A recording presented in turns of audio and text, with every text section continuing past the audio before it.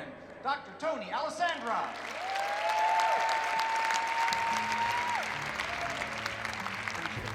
Thank you. Thank you.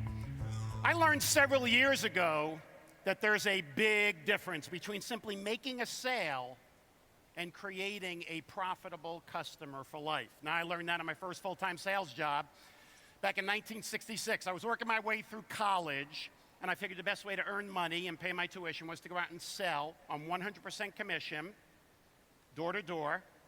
Now, the product I sold was a little unusual. They did not have coaches back then, to tell you what kind of jobs to go into. I was selling cookware, china, crystal, and cutlery. I had my special, my 10-piece set of cookware for $300, 1966. 10 pieces, $300. And 4 of the pieces were lids. Now, back then, my target market was single women between the ages of 18 and 21 who were working full-time. I was 19. It's a whole other story.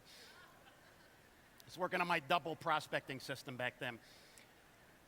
And my target territory was New Jersey. Now, we were taught to get in, make the sale, get out. We were taught never, ever, after you make the sale, never ask for a referral. As soon as you make the sale, get out before they change their mind. And then go back maybe a week or two later, physically deliver the cookware, and it was then that we would ask for a referral. But the way we asked for a referral was unusual, maybe a little confrontational. What's your first name? Kathleen? All right, you don't have to do anything, but just make believe you bought the cookware. And in fact, I have an extra set if you're interested.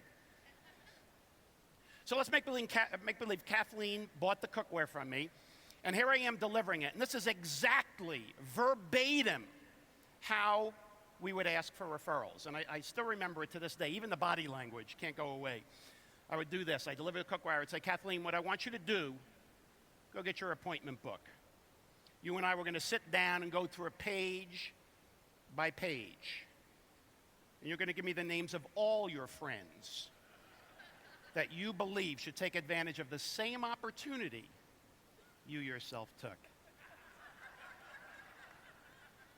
Now remember, she's only 18 years old, I'm 19 years old. But notice how I asked. I did not ask, Kathleen, do you have a book? No. Nor did I ask, Kathleen, would you please get the book? No. This was Jersey. Kathleen, get the book and let's sit down. Now, invariably, people like Kathleen would look at me and say, Tony, I can't get the book. I'd say, what do you mean you can't get the book? You don't have a book? Well, you don't have friends. And of course, they would look at me and say, Tony, it's not that I can't get the book. I won't get the book because I don't want you to do to my friends what you did to me. A, what did I do? You feel at home, Terry? And she would say, Tony, you sold me. Now, that's what I was taught to do. Did it pretty well. But the way she said it had a very different meaning, didn't it? You sold me. People love to buy, but never want to feel that they've been sold. And this happened over and over and over again. And when it was happening with too much frequency, I decided naively to leave the business, go into another business, but use the same techniques. I thought the problems I was having were because of the product, not because of my approach. So I quit selling cookware and started selling mausoleums. Did that for 1 year till I ran out of prospects. Sold life insurance for a year, burglar and fire alarms for a year. Same results, only made sales, not customers, no repeat business. Rarely did I get a referral. And it finally hit me after 4 products and 6 years that it must have been my approach. So I started looking for another approach to selling that would make me feel good, make my customers feel good, make us connect better, not just make sales, but build a long-term relationship. And what I realized in looking through all the literature and coming up with another approach to selling, which was called non-manipulative selling back in the 70s, I realized that anybody who is in the business of getting and or keeping customers, how many of you fall into that category, either getting and or keeping customers? Anybody? All right. Anybody who is in the business of getting and or keeping customers has to go through 4 basic steps to get to the ultimate of customer loyalty and customer retention. The very first step would be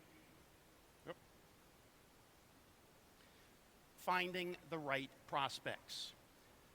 When I cut my teeth in selling, we were taught to sell by the numbers. The more people you call on through the process of elimination and through probability and your closing average, the more people you call on, the more sales you're going to make. So it was just kind of working hard, not necessarily working smart. And what I'm going to propose is that we call on A prospects, and I'll explain this in a little while. Once we have an A prospect, now we have to call on them, and we move into the actual initial sales phase. And here is where we attempt to use our collaborative selling skills or counselor selling skills, whatever you want to call it, where we're matching our solutions to specific customer needs. Now, I believe getting to this stair is pretty easy. And I believe making the first sale is incredibly easy, because all you have to do is overpromise and underdeliver. You'll make a sale every time, but just once. That's it. So if we want to move to the next stair, a repeat customer, what we need to do is create a moment of magic. Now, what's a moment of magic? This is where we consistently exceed customer expectations. When you exceed a customer's expectations, you create a moment of magic. Fall short, you create a moment of misery. Now, many people and many companies, if they can get to this level, they are incredibly happy. And they should be. But there is a 4th stair that many people take for granted. But if you can get to this 4th stair and expand it, your business will grow exponentially. And that's the stair that I call creating apostles. Not just repeat customers, but apostles. Where you create an emotional attachment with them and them to you. Now, an apostle is a raving fan, a business advocate, somebody who is out there in the marketplace preaching the gospel for you, for your company, for your products. How many of you, right off the top of your head, can think of at least one customer that you have who you would truly rate as an apostle? Anybody? An apostle? All right. What value would you put on an apostle? Anybody? Priceless.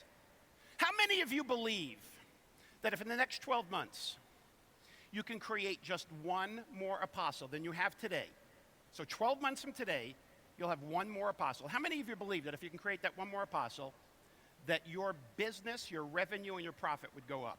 How many believe that? All right, so let me get this straight. Almost everybody in here has an apostle. You think apostles are priceless. If you had one more, just one more, that your business, your revenue, and your profitability would go up. So here's the last question. How many of you have an actual written step-by-step action plan to get that apostle? Can I see your hands? And I want you to look around. There's none. None that I can see. None. It's unbelievable. We know they're priceless. One more, our business would go up, and we don't have a plan. We think they just happen. And for some of us, it may happen that way, but I'm going to go over a step-by-step, 3-step process that I absolutely guarantee you, if you stick to this 3-step process, not only will you have one more apostle, but you will double the number that you have today. And let me tell you something, it doesn't take many apostles to have a significant and sustainable impact in the marketplace. I want everybody to go for this magic number. Everybody within 3 years should hit this magic number where it's significant and sustainable in our marketplace. How many would that be? 12. I don't know what it is about that number. I love that number. 12 apostles. We all know of at least one person who had 12 apostles to this day has significant sustainable impact in the marketplace. Am I right? I got to tell you, somebody corrected me, Brian. said he only had 11. One went to the competition. Hey, I'm not going to split hairs. We're all going to shoot for 12 apostles. Here's the 3-step process. This is worth its weight in platinum. I have to use platinum, not gold. So let's go to this 3-step process of creating apostles. First step, I simply want you to look into your customer database and write down the names of those customers who are really true apostles. These are people who go out of their way to tell others about you. They send business to you. So write down the names of your apostles. The second step, this is a little tougher. As you're looking at these names of apostles, what I now want you to do is to reflect. What do I do with these people that I don't do with my other customers? Or what do I do with these people that I do with my other customers, but I don't do it as well, as much? So write down specifically what you do with them. And here's the third step. So far, it's pretty easy, isn't it? The third step is what I want you to do is write down the names of twice as many customers that you have who are not yet apostles, but you feel that with the proper attention, you can convert them to apostles. So if you have 3 apostles written down in number 1, you're going to write 6 names that you're targeting in number 3. 4 apostles in number 1, you're going to write down 8 names, just twice as many. That is it. And I will tell you that over the next 12 months, if all you do with these people in number 3, do the activities that you wrote down in number 2, and I can absolutely guarantee you're going to convert at least 50% of them. So in other words, you're doubling every year. This works. I've been teaching this for years, and individuals and companies that use this concept swear by it. So, let's talk about targeting loyal customers. How many of you are familiar with Pareto's principle? Pareto's principle. Most people should be familiar with it. It's the famous 80-20 rule, right? 20% of something leads to 80% of something else. And classically, what we say in business, 20% of our customers give us 80% of our volume or our revenue. That's good. But what I like better is 20% of our customers that give us 80% of our profit. All right? Didn't take me long in business to realize there's a big difference between gross and net. So 20% of your customers that give you 80% of your profit.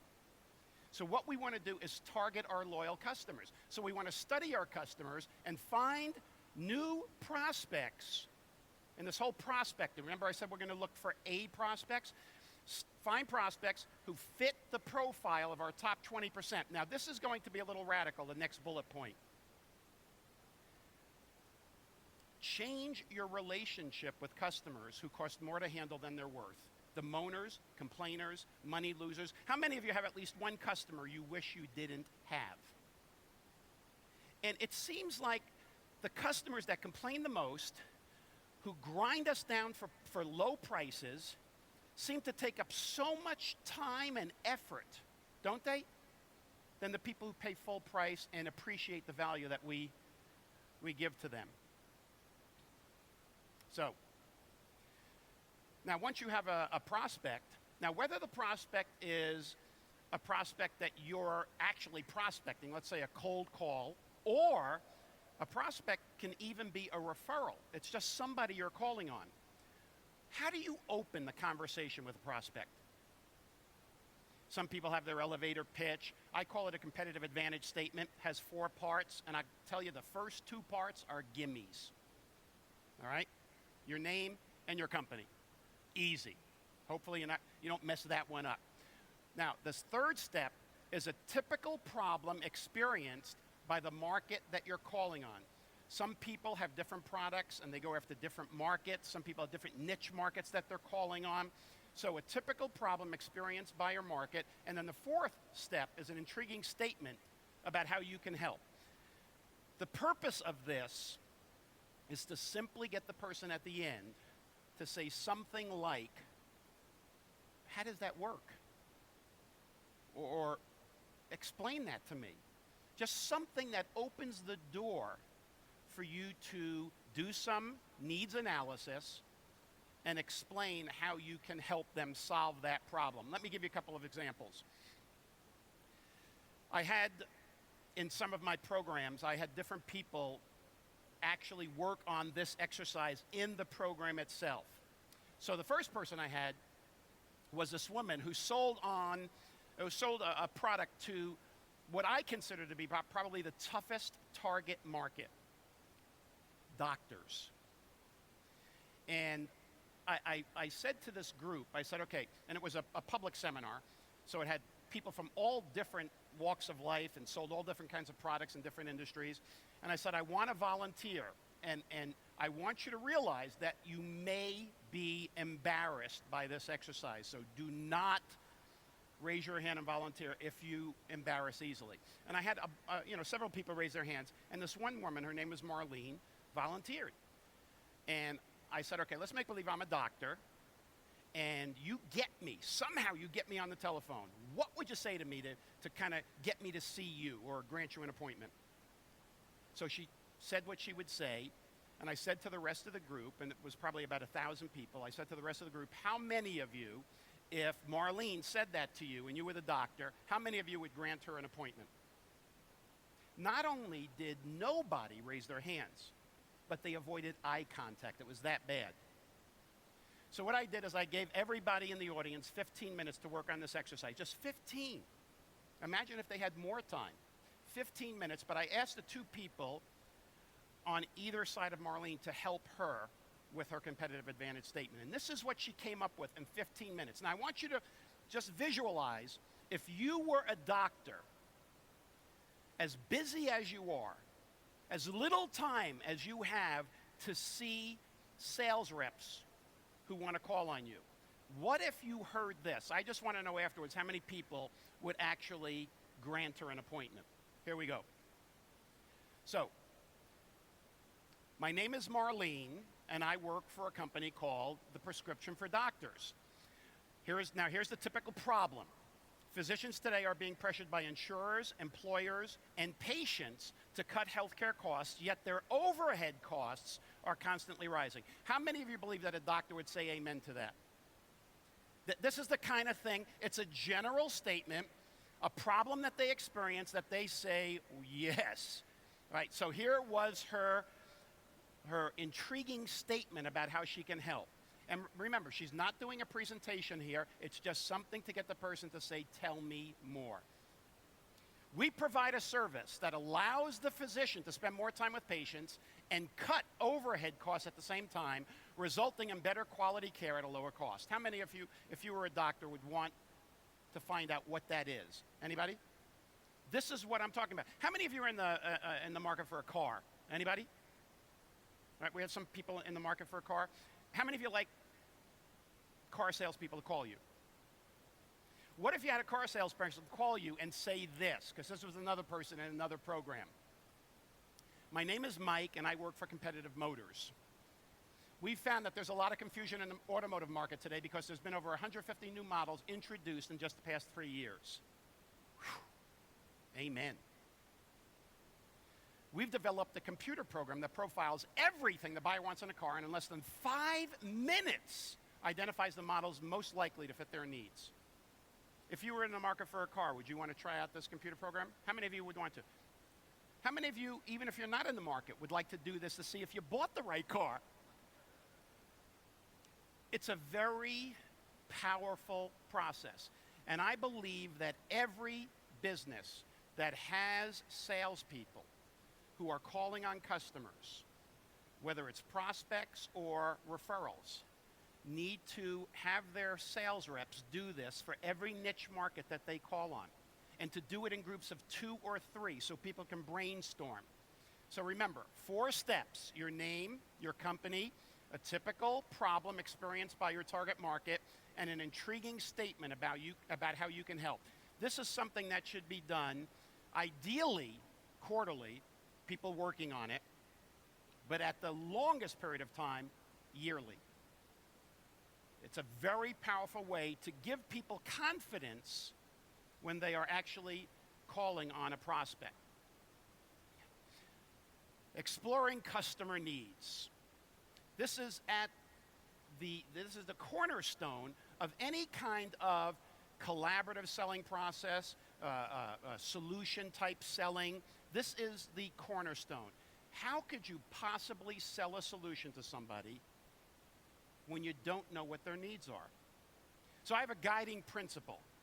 In selling, as in medicine, prescription before diagnosis is malpractice.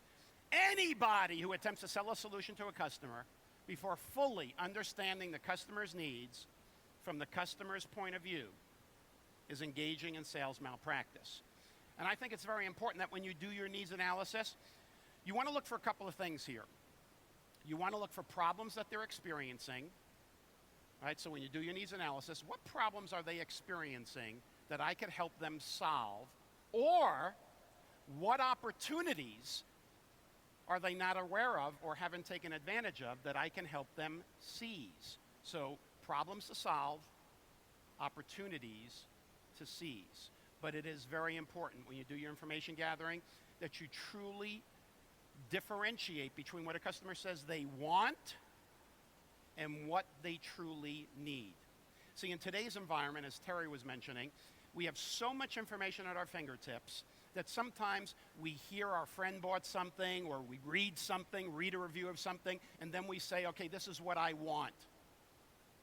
But is it really what the customer needs? We have to differentiate. And sometimes people say, I want this, and it's really what they need.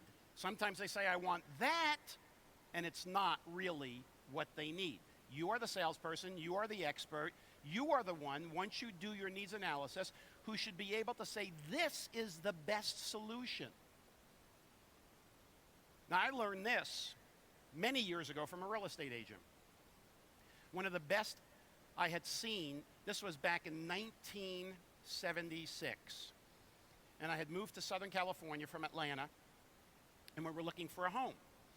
And we were going to different real estate agents, and we came across this one guy. His name was Paul. He was incredible. He asked all the right questions, broad questions, not how many bedrooms, how many bath, how many car garage. He got into broader questions. Paint a picture for me of the type of area. Don't mention an area. Give me a picture of the type of area. Because if you mention an area, that's the area. But if you paint a picture, there might be 3 areas that fit that picture. Is everybody with me? So he did those kinds of questions. You know, tell me a little bit about your family. How long do you expect to live in the home? How many children do you have? Do you expect to have any additional children while you're living in the home? He says, Tony, I know you're Italian and your family travels in packs. Do you need, stuff like that.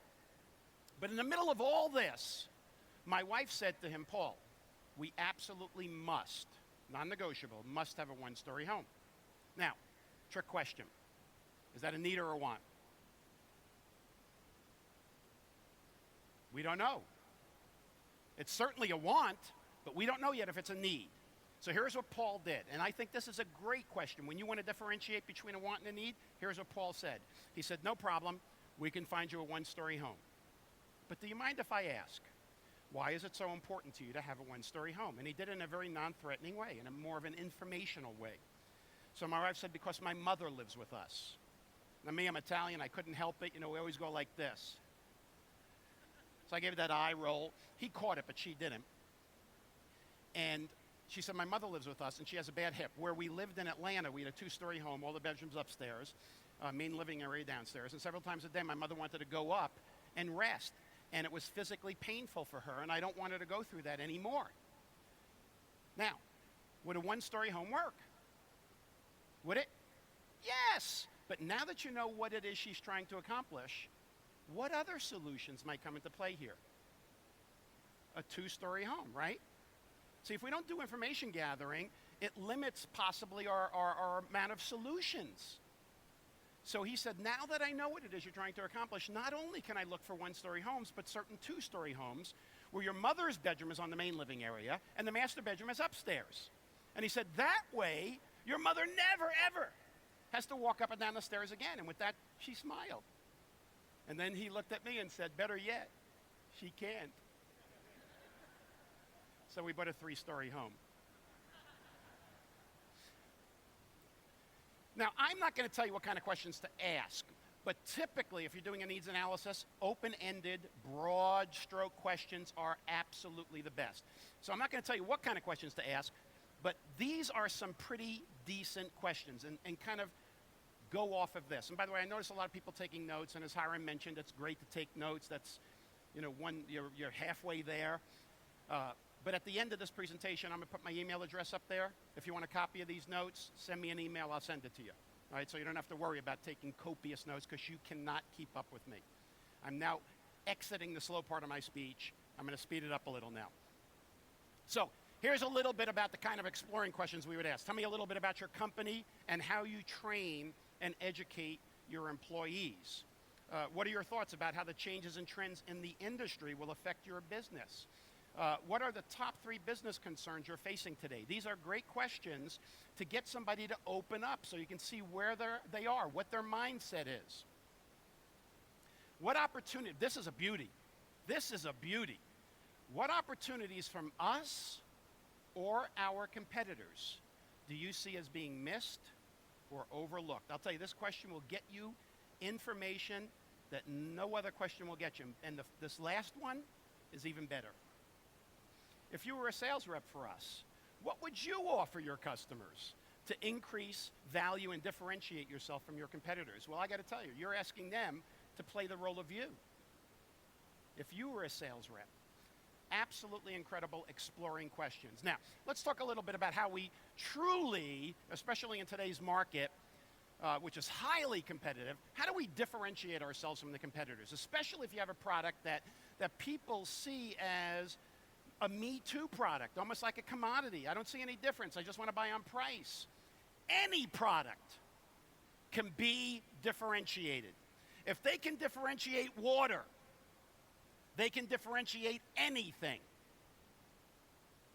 Now, how many of you have ever in your life bought a can of Maxwell House coffee? Can I see your hands? Or at least your parents in your household, Maxwell House. So you know what Maxwell House coffee is, right?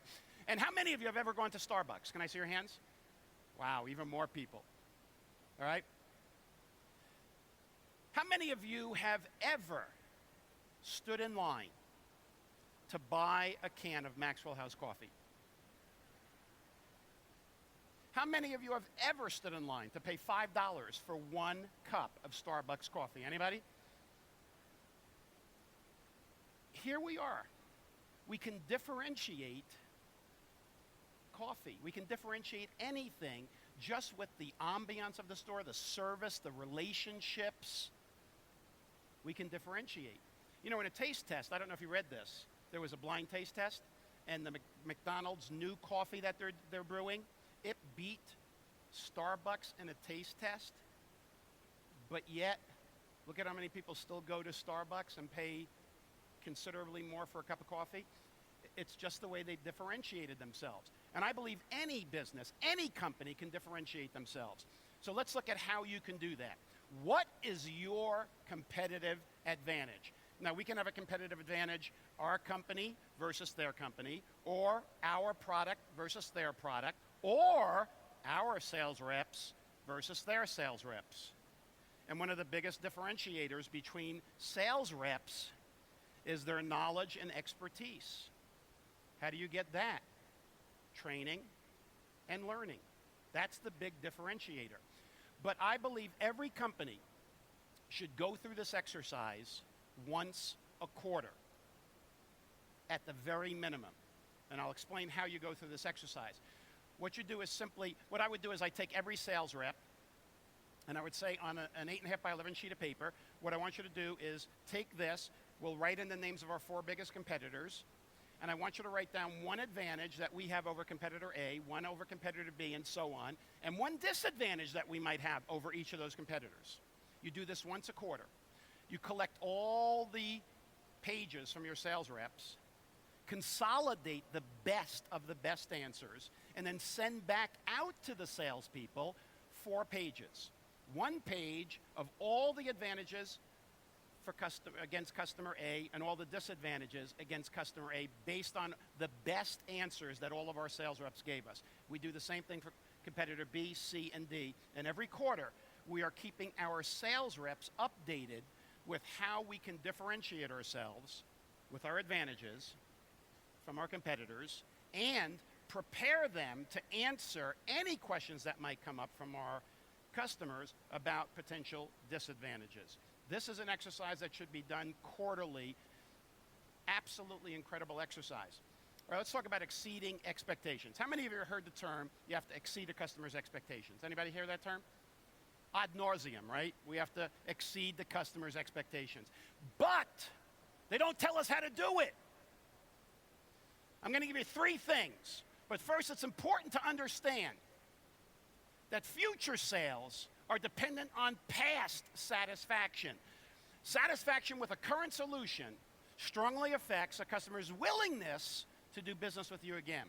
So there are 3 things I ask you to do if you want to consistently exceed a customer's expectations. Number 1, identify customer by customer by customer what their expectations are. How are you possibly going to exceed somebody's expectations if you don't know what they are? Number 2, once you identify their expectations, manage them. Now, what do I mean by manage them? Sometimes a customer's expectations are too low. And you may say, hey, that's great. We can do it then. But if a customer's expectations are too low, even our lower priced and lower quality competitors can meet those expectations. We're at a disadvantage. What if a customer's expectations are too high? As good as you may be, if they are unrealistic, we cannot hit it.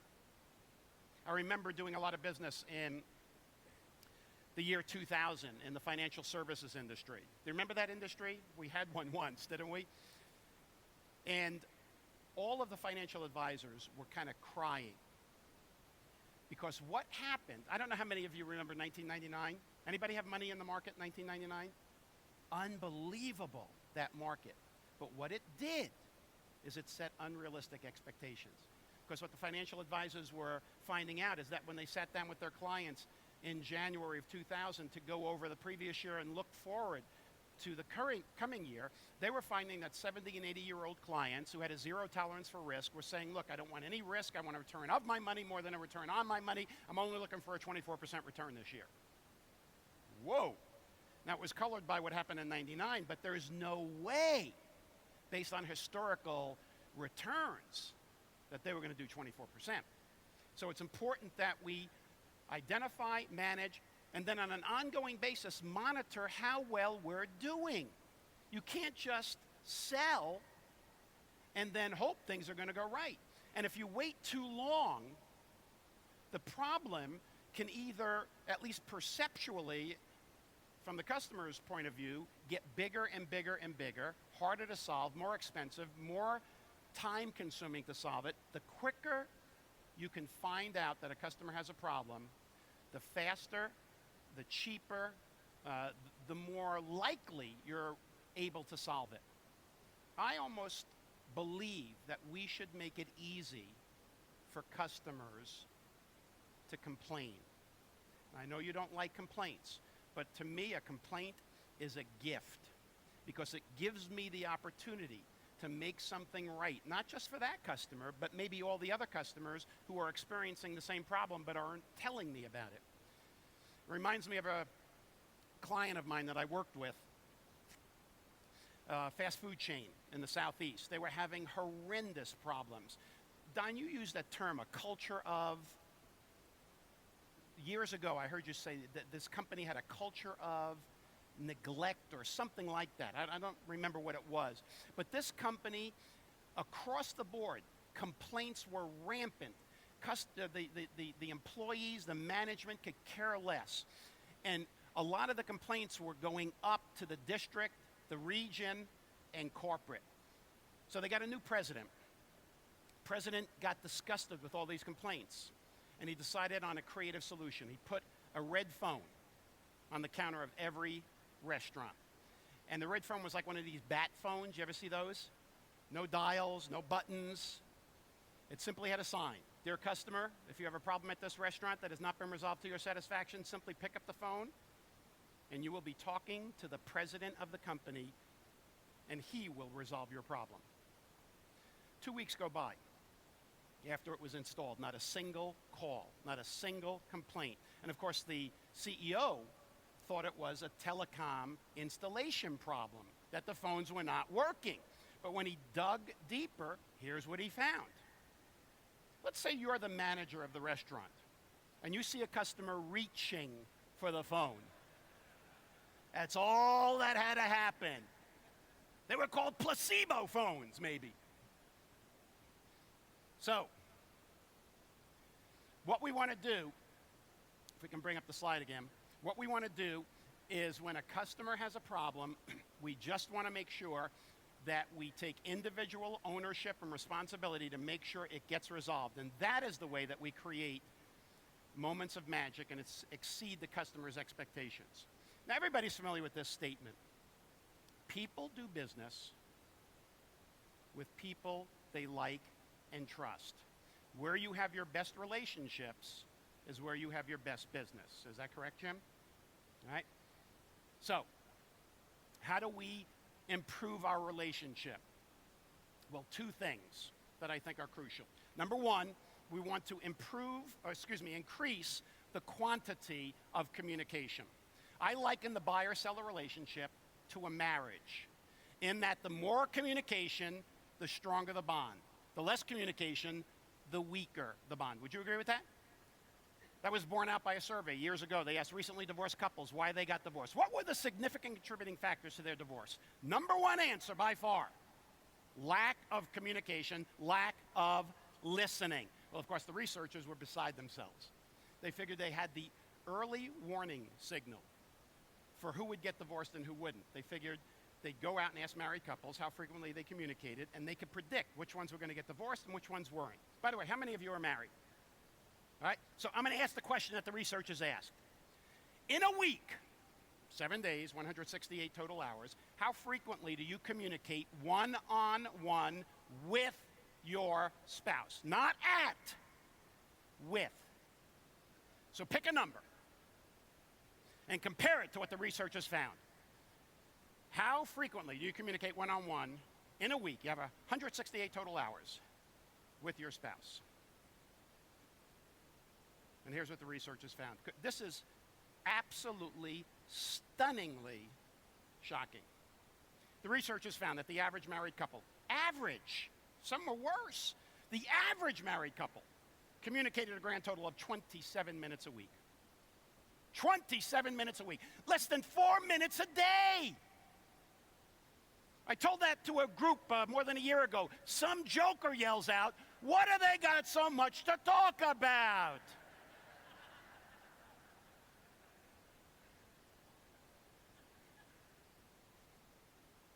Your frequency of communication with customers absolutely uncovers new sales opportunities. The more you stay in touch, the more you find out that there may be needs for the same product, an upgraded product, additional products. Now, in addition to increasing the quantity of communication, the last thing is to improve the quality of communication. Let me use another domestic example. You ever notice how a parent and child communicate compared to a grandparent and grandchild? Parent and child, grandparent, grandchild, who has the better quality of communication? See, the parent and child have more quantity, but the grandparent and grandchild have a better quality. Now, of course, the cynics say it's because the grandparent and grandchild share a common enemy. There may be a lot of truth to that, but I'll tell you something. Watch what a parent does. A parent tries to bring the child up to the parent's level, whereas the grandparent does what? Goes down to the grandchild's level. Physically, emotionally, psychologically, gets on their wavelength. So if we want to improve our relationships, increase the quantity, improve the quality. So, if you want a copy of the slides, simply email me. There's my email address, TA, which ironically stands for Tony Alessandra, TA@alessandra.com. Notice the A at the end, one L, two S's. ALESSANDRA. TA@alessandra.com. Now, what I ask you to do is simply put in the subject line ILGLAS. So I send you these slides. and not slides from another presentation. I'm doing one tomorrow morning. I don't want to send you that one. I want to send you this one, okay? So ILGLAS, Las Vegas. And if you are a no-nonsense, bottom-line, cut-to-the-chase person, that's all you have to do. I'll know what to do. I'll attach the slides. If you're a more relationship-oriented person, send me a message. I'd appreciate it. Thank you very much, ladies and gentlemen. Thank you. Thank